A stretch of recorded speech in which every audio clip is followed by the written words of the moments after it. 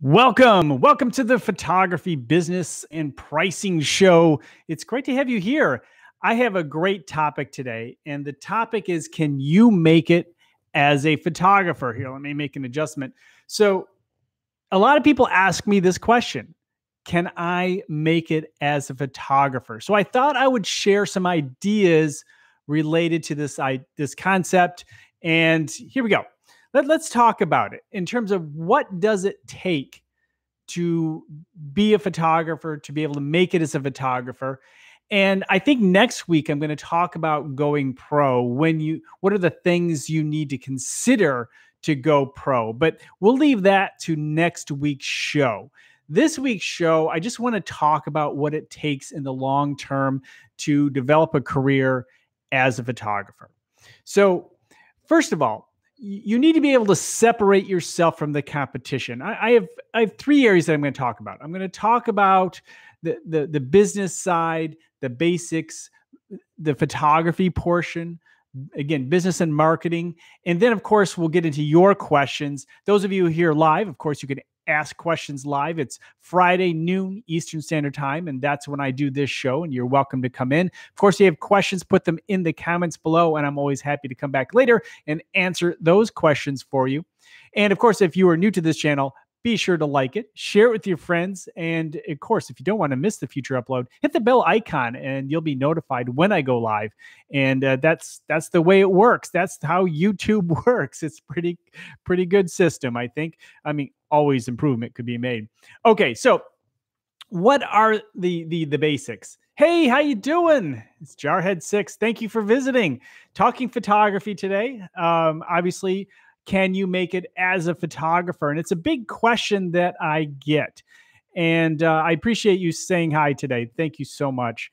A lot of it, when you are developing your style as a photographer, a lot of times people get into photography because, well, they think they're going to move forward in terms of a business and becoming a professional. Again, what we'll talk about next week, because people are telling them, hey, you're a great photographer. You're taking great images. But to really make it as a photographer, you need to go well beyond that. The cameras are of such a high level today. Your phone can take great images. Look at Instagram, just nice composition, an interesting topic, and a good filter, and you have a winner. And so the ability to create a great image is out there in the hands of everyone. So what does it take to make a living as a photographer, to make it as a photographer? Well, I like to talk about the combination code, and that is combining something to your core that separates you from the competition. And it doesn't always have to be photography. 20 years ago, if you're in a room full of professional photographers, it was all about being that purist. You're a photographer. Today, you can be a photographer and something else. Photographer and a writer, photographer and a videographer. And people will not, other photographers will not put you down like they would have maybe 20 years ago. So being able to combine your talents, your core with something else. Maybe it's to be a writer and a videographer. In other words, bringing something to the table in which someone who is hiring a photographer would appreciate or could use. In other words, it's just not the photography. If you can write the article and photograph, if you have a team that can do photography and videography, all these things can help separate you from the competition. Now, sometimes that separation are probably the most important skill in photography, and that's lighting. Lighting is so important. And if you can master lighting, you're going to be far ahead of many other people who are just picking up the camera, point and shoot, and say, wow, I captured an interesting subject in an interesting way. Lighting and understanding lighting, even better, looking for the shadows, understanding what the difference is between great lighting, good lighting, okay lighting, bad lighting, and also applying the right lighting to the subject. That alone can help separate you from many people, even developing your own style. You can separate yourself with a style within Photoshop, with any kind of post-processing. If people are using filters, that means a lot of people are using filters. Why don't you create your own style that separates you from the competition? Now, it needs to be a style that people appreciate and like, and so you have to experiment. But that extra effort to create your own look. The nice thing is, because we have this entire world out there and the world is at our fingertips, we have more opportunities than ever to find that right audience. You're not dependent on your own town. You're not dependent local with local buyers, local families, local businesses. You can look around the world to find your audience that will appreciate your work. A lot of photography is timing, understanding how to capture what is referred to as the decisive moment, that peak moment. And that takes practice and timing, and no, just pushing down the shutter and let that, zoom, zoom, boom, boom, boom, boom, really quickly. That's not going to do it all the time. You have to be able to capture that right moment. I always look at it as a capture that moment, and then you can fall off with the motor drive. That's okay. But I want to be able to capture that right moment. So those are the important things, but it takes more than just being a good photographer to make it as a photographer. I mean, I've just shared some ideas about combining different ideas to separate you from the competition, which is highly important in this saturated world. Because if you want to make a living as a photographer, you can't be in the middle of the crowd. You can't be like everyone else. You have to do that separation. Otherwise, you become a part of the commodity culture within photography, which is a road to the lowest price. And the road to being the lowest price is not going to sustain you as a photographer over time. So you need to understand these next 2 points, next few points actually, before I get into your questions. And that is understanding business. And of course, if you're subscribed to this channel, you understand that that's an important part of photography in being a photographer. But so many people get into photography without thinking of the business side. And so I think it's really important. And it's true that if you share the idea that understanding the business side of photography is highly important to other people within your community and start to share best practices, you're going to make your local community a lot healthier. Now, not everybody's going to listen. I remember one time many years ago, I told somebody that was a part of one of the professional organizations, the American Society of Media Photographers, and he looked at me and said, "Oh, you're the enemy." The enemy, because we were and are big into obviously the rights of photographers and the business side of photography. And he had horrible business practices, horrible, and is well known for it, just undercutting people and giving everything away. He eventually went out of business. No, of course he did. But everybody was really mad at him in some way. He's a nice guy, but he just looked at good business practices as the enemy because that was preventing him from getting more work. But ultimately, I'm still in business, and a lot of those other people that were trying to, that were upset at him are still in business because they continued with good business practices, and he is not. So one of the big practices that you should really consider, obviously, is doing something that a lot of people just in business in general don't like to do. And that is really look at what is coming in and what is going out. How much is coming in and how much is going out? And sometimes we don't like to look at that. We often say, don't fear the red, and don't fear it. I mean, obviously it can be scary, but look at that real number. What is it really costing you to do what you do? And you may have to increase your rates. Now, this whole channel is full of videos about setting rates and how to develop your pricing system. So we won't go deep into that unless you have a specific question today. But the fact is, understanding what's coming in, what's going out can help you make good decisions moving forward. In other words, do you need a new camera right now? Do you need a new lens right now? Do you need new lighting right now? Maybe you do need new lighting, but you can wait for the lens. And make good questions and make sure that you have more coming in than going out, because that to me is the definition of a successful business. If you have more coming in than going out, you have a positive cash flow. you have a positive ROI and you are making money. And that to me is a successful business. Is it always as much as you want to make? Not necessarily, but at least you're in the positive and you're making decisions based on that. So understanding the business side, what are the best business practices? Understanding that when you take a picture, you're the owner of a valuable copyrighted image. And the fact is, your copyright is valuable and the use of your photograph is valuable. You're charging just like somebody who created code for software is charging, just like somebody who writes music or anything like that in the creative arts. We're doing the same thing. We license our work and we own this copyright and it's valuable. And if it wasn't valuable, people wouldn't be trying to get it from us. I mean, it's just that simple. And so if we understand these basic practices, you'll have a much, if you really study them, you'll have a much better chance of having a good career and you can make it as a photographer. Okay, something else to think about, and this is what my whole other channel is about, and that, of course, is marketing. But developing a plan about creating awareness for your work, driving traffic to your website, and improving those conversions. And sometimes you do have to play with price, but quite often you play with the value, adding elements in and taking some out. If you reduce your price, take something away. If you want to add value, add more into that price. So there's a lot you can do, but photographers who charge $50,000 a day. What is the difference? The difference is they have developed, one who charges $50,000 a day has developed a brand and reputation. That's what our brand is. It's our reputation.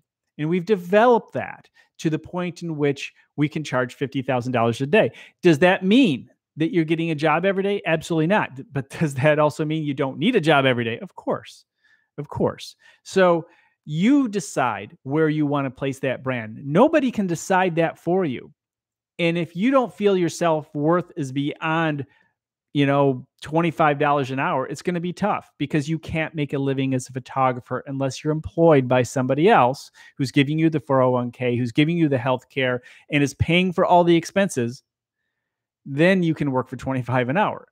Otherwise, you have to charge a lot more and develop the campaign around getting the word out, awareness, driving traffic to the website to get people to see your portfolio, traffic, and improving conversions. And that is building that trust and reputation. And of course, having a good value, people seeing a good value in what you do. And then of course, retention. That's the last part of it. And that's continuously finding a new way to keep in touch with people. In other words, you work so hard to earn these customers. How can you keep them as customers? How can you encourage them to refer you? That is a really important part. Once you have people who like you, that's the easy part. Keep in touch with them and give them the tools to help refer you because they can be your best advocates, your best salespeople. So there you have it. Hey, if you have questions, I'm always happy to answer them right here. I have questions and answers that are already set up, ready to go. At Rosh Sillars is where you can connect with me. And actually, I had a question earlier today, and I'm going to just take a look at this now that I'm here and see if I can pull it up. I had a question on the YouTube channel, and I want to take a look and see if I can't find it really quickly because, like I said, I have a list here, but there's also there's a really good question I think that is worthy of repeating right now. So let me take a quick peek. And okay, here they are. Comments. Okay. Okay, it says, I like your videos. I just relaunched my business and I have started to focus on boudoir photography. I feel that my experience, the cost and the experience of what she does is of high quality. I'm finding that women do not want to spend what I'm asking for. How do I combat the feeling of wanting to lower my prices for the sake of looking good? That's a great question. And that's something we all deal with. Sometimes we have to play with a few things, such as I just kind of mentioned. Sometimes you want to lower your price, but you have to take something away. You can't give that full value. And often what I recommend, as you're lowering your price, also increase your price. So let's say you have a package that's $1,000 and it's not selling.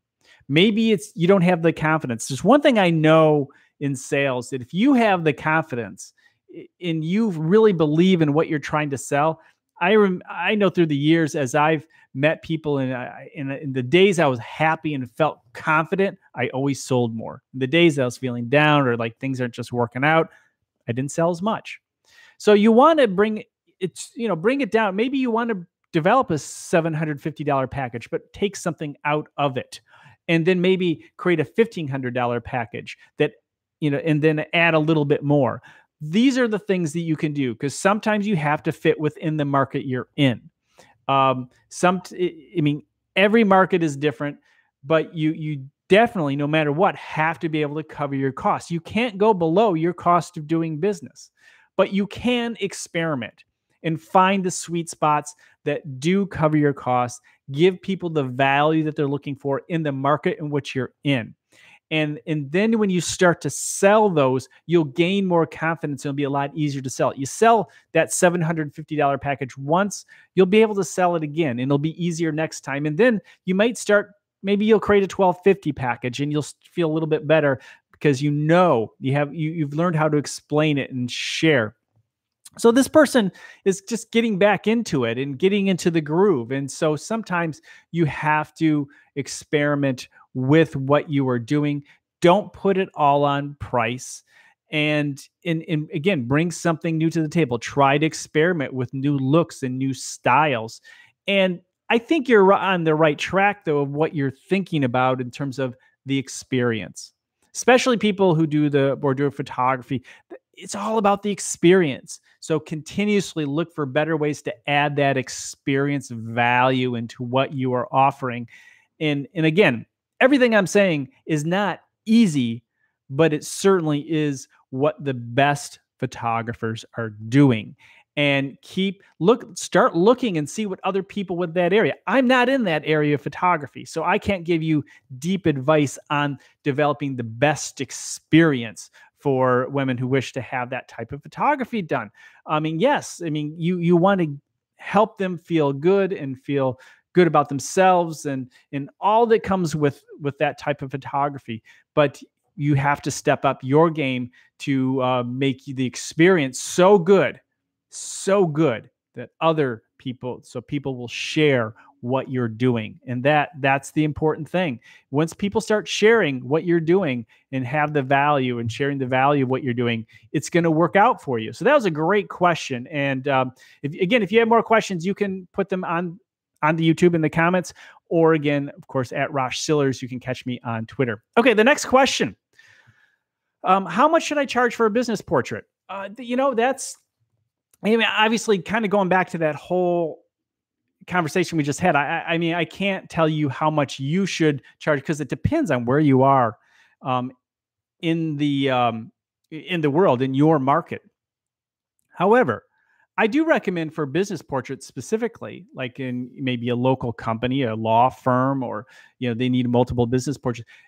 Figure out what your price is, and I'll give you some ideas in a moment. But do per image pricing. Because that way, if let's say you're really good and efficient, and that's the way I work, and the fact is that they may set aside an hour, and they say, can you do 4 portraits for us in this hour time? Yeah, but I do per image pricing. Now that you're a photographer on location, it's amazing how often, we need more portraits taken. There are 2 more people here that need portraits. So now that 4 is turned into 6. Now, if you do it based on the hour, based on the time, now you're doing more work for the same money.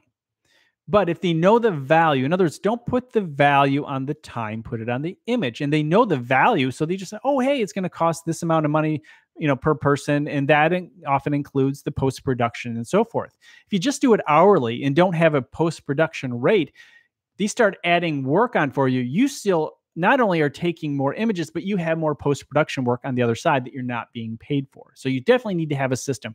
There are many ways to go about it, many good systems. Some people have a combination of hourly plus per image or licensing and all that. And that's all fine too. Just whatever system works best for you, make sure you are covered if the amount of work increases. So, I say, business portraits, depending on where you are, in where I am in the Midwest, 250 per portrait, and then it can go down if they're like a larger number. It can go down to like 125 or 100.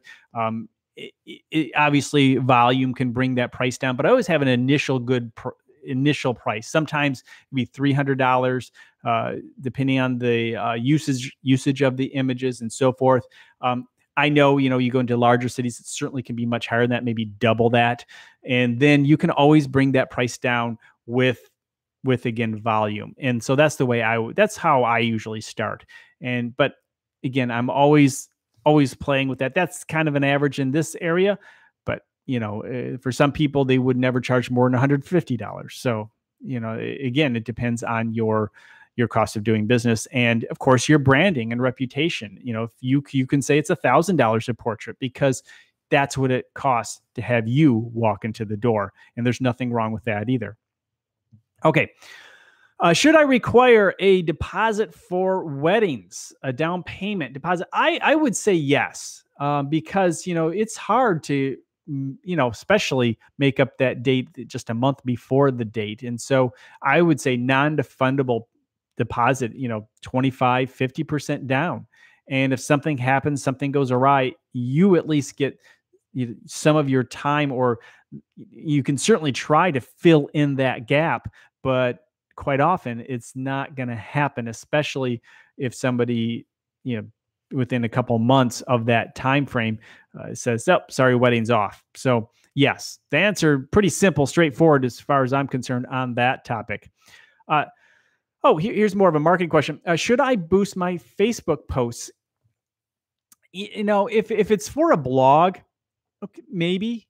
You can do some good stuff. I've seen some good work there. But for the most part, if you're going to advertise, I say use Facebook Ad Manager and advertise, and learn how to use Facebook Ad Manager. You can do direct sales with Facebook and e-commerce and so forth. It can work. I prefer using it to gather a list.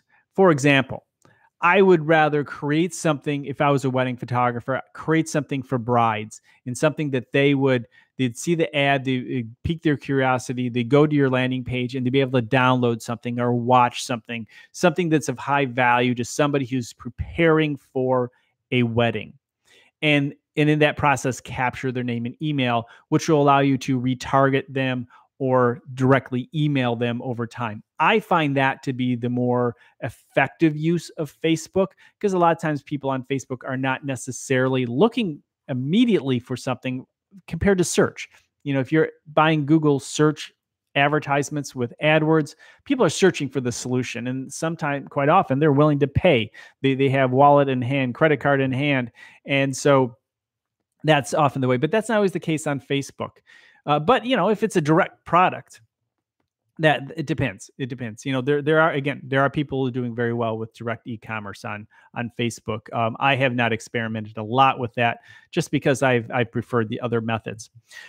Okay, can you explain the admin fee? Oh, obviously this person had heard about my admin fee, or saw one of the videos related to admin fee. Admin fee is basically saying, look, if you're having trouble, especially, this is more maybe for commercial clients or small businesses, and you're having trouble collecting, people are going over 30 days, maybe that's your agreement, paid within 30 days.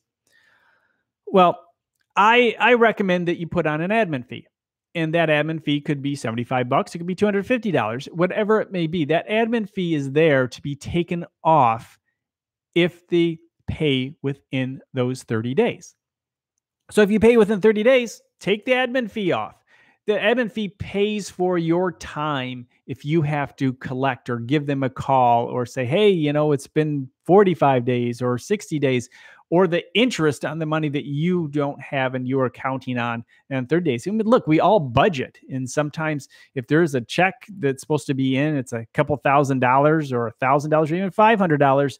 And you're planning on that check being there within those 30 days. And it's not, that can put a dent in what you're doing. So that admin fee can help make up for the trouble.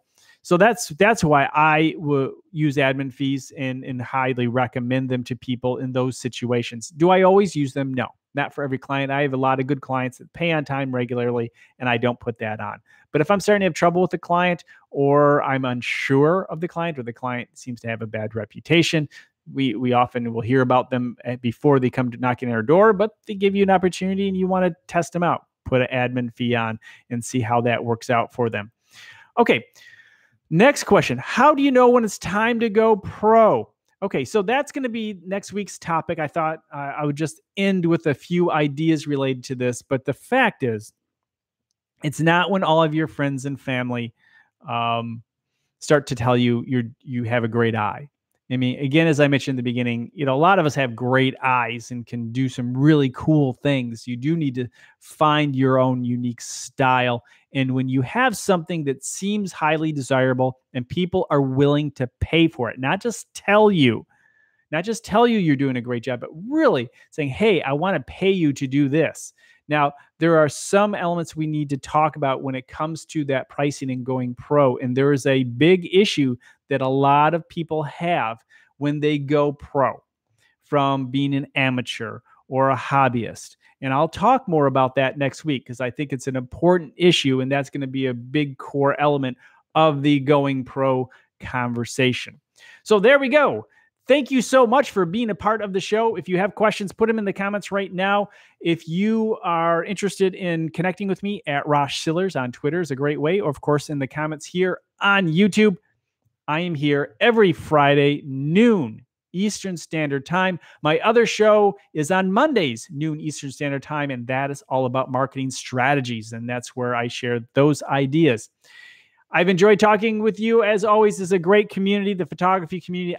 My mission is to support you and just to help make our photo community just a little bit better with a little more information. I hope you'll share that information with others to help make your part of the world a little bit healthier as a photography community. You have a great day.